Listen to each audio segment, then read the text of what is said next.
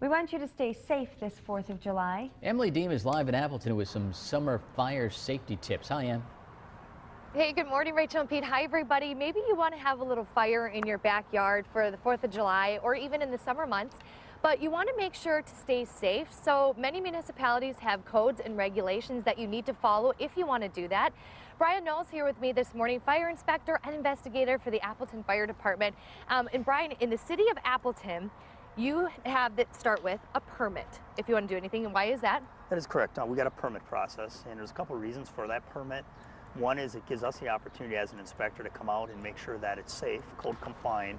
And second of all, there's a lot of accountability to make sure that you have that permit so that if an accident would happen, that it shows that you took proper precautions.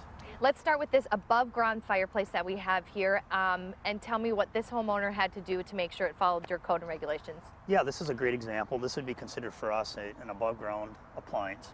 And basically the code requires 10 feet minimum setback from any kind of combustible property line, deck, structure, which you can see that this easily meets that. We want it on a nice firm foundation, and he actually has block put down, which makes it really nice and safe, prevent it from tipping. The code requires a minimum 8-inch raised off of the ground to prevent a child or somebody from accidentally stepping directly into the fire pit. And the screen enclosure is really the cover is really an important feature of this, because basically what it does is it prevents a lot of the hot embers from flying out if the wood would happen to pop as a result of the fire. So those are some things we look for. We look for, in case something would go wrong, we look for a way to extinguish the fire, such as on your right there, a garden hose. One other thing that they could use would be a fire extinguisher, or even just a 5-gallon bucket of water. Yeah.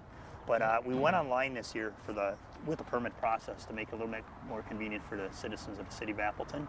And basically they can go right to the City of Appleton website, and there's a link right on there that says fire pit, and they can click on that and apply for one. And what if yours isn't above ground? What if it's yeah, that's a good question, because a lot of people like the in-ground one that they build. And basically the code would require the same distances for setbacks, the same type of construction. So what you'd have to do is, if you were flush with the ground, you'd have to come up with some sort of rock or blocking similar to what you see on that landscape over there, a minimum 8 inches high around it, again, to prevent somebody from stepping into it. And if it's coming towards the end of the night, you're done with your fire, you're going to walk away, and you have your chairs here, make sure you just go like this. That's exactly right. Make sure that you pull the chairs back. We recommend actually dousing it out with water, because you live in Wisconsin, and obviously the environmental conditions change almost by the minute. So if you would go to bed and the winds would pick up or something, it could really become a danger if the embers would fly out and land onto a deck. And no matter what municipality you live in, contact who?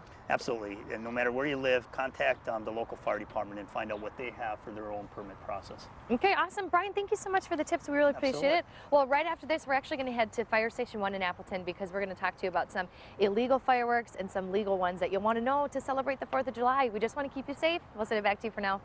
Thanks, Em.